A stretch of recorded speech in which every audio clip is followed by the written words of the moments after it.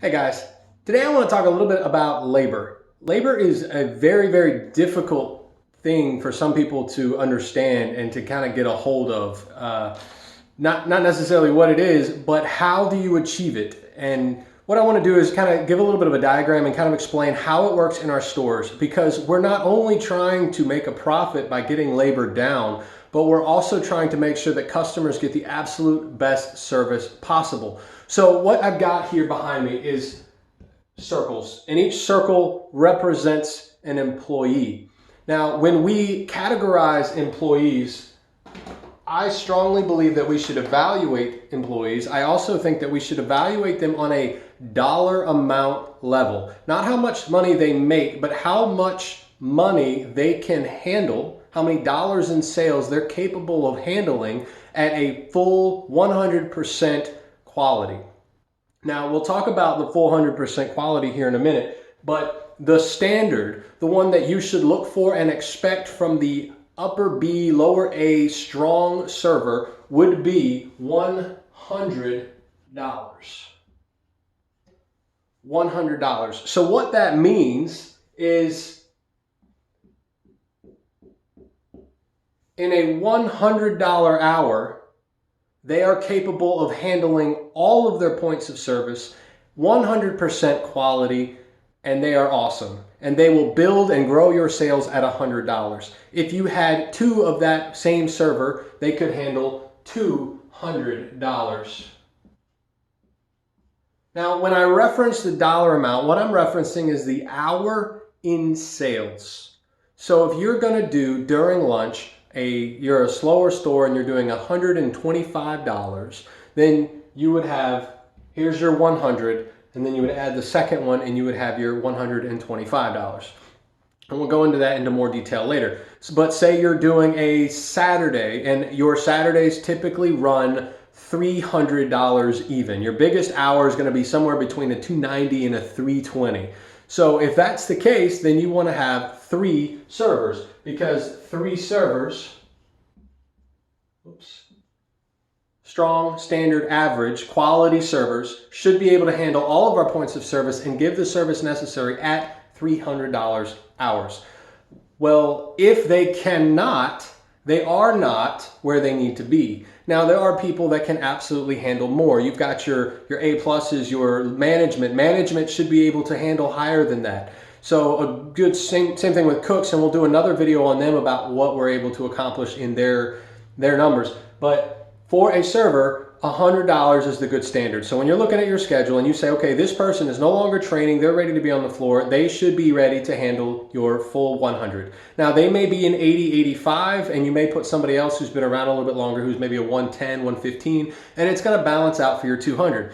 You're also not making exactly $100 hours and $200 hours, so understand there's a little bit of flexibility. But when you write your schedule, this is something we're missing, so this is important, pay attention. You should look at your expected highest hour for that period or shift that you are working, and you should balance your server staff to that number. If you consistently do a $400 dinner on a Thursday night, then you need to have enough during that hour. You need to have 4 wait staff on. If you are going to do a 350, 360, then you can sometimes get away with 3 strong wait staff if each one is at a 120. Right? So look at how many dollars they can handle. And a lot of times you'll find that in the mid-afternoon. Now, why are they circles? And look at how they interact. Now, I mentioned this is the amount that we can do at 100%. So the circle represents, the peak and height of the circle represents all of the points of service. Hitting every single bullet on our points of service sheet, which starts with the door in, the greeting, the menus, the wits, all the way down to the bust the table within a minute from getting out. Every single point of service is hit, and there's a lot of them.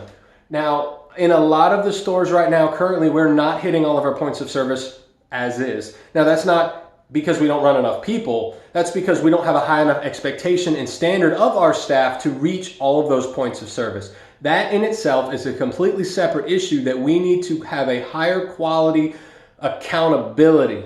Not training. Do not tell me they don't know how to bust a table. Do not tell me they don't know how to do their wits, and do not tell me that they cannot get the drink out within a minute. However, are they? So that's a totally separate issue that many of our staff can never hit the full circle. They're doing this number. They're not ever hitting their full maximum amount regardless of how many people you have, and that's why service drops. Now,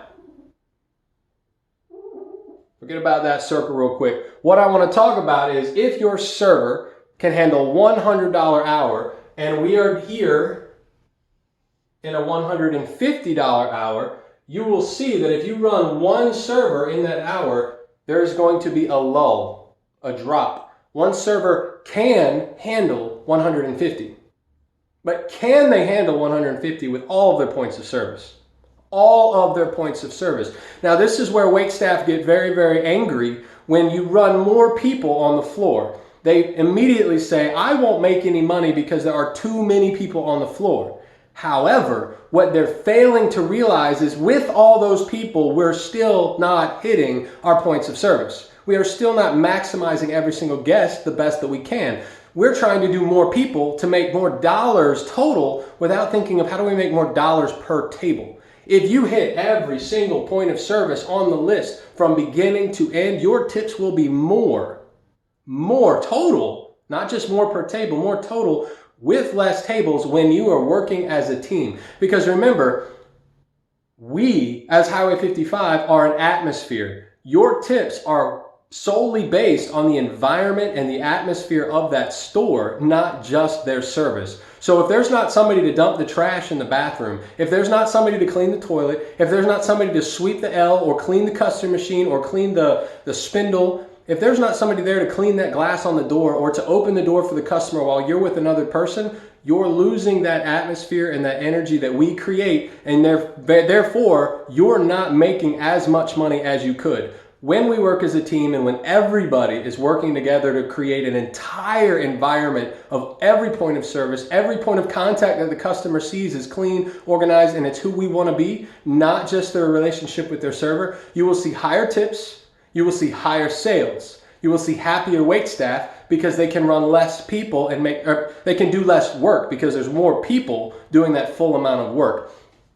So we can see here, obviously, if we get busier than one person can handle, we're going to lose our points of service. This is something we want to avoid by putting the second person. But what I also want to point out is look at the beginning. Why did I use circles instead of rectangles? I use circles because when you are under volume, when you have more staff than you need to adequately handle, you will find yourself using less points of service. It is a conundrum I have yet to figure out, but if you are available and have time, you tend to get slow and become less aware and alert. There is a point where each server is in their prime. They are fully activated. They never shut down. They never stop moving. It's not that they're busting their butt running like a chicken with their head cut off, but they are in control and they continually work off of one element to another. They grab a basket on their way back, they get the drink, they bust the table. They're constantly in action, getting this door, getting that phone, and they're moving. They never stop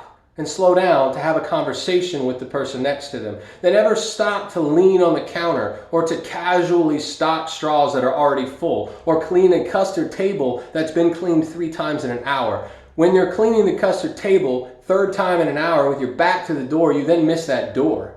Then you finish cleaning it before you get to that table. So you're slowed down. So we find ourselves under volumed. We are also not where we need to be. How do we fix that? You fix this only by having management and leadership that holds people accountable and creates a pressure, a $100 worth of pressure for one server, whether there's $100 worth or not. That means finding things for them to do, create an environment that pushes, find speed, find things to do. When we get into this $250, let's say you expected to do $300, so you had 3 servers. You ended up with a $260.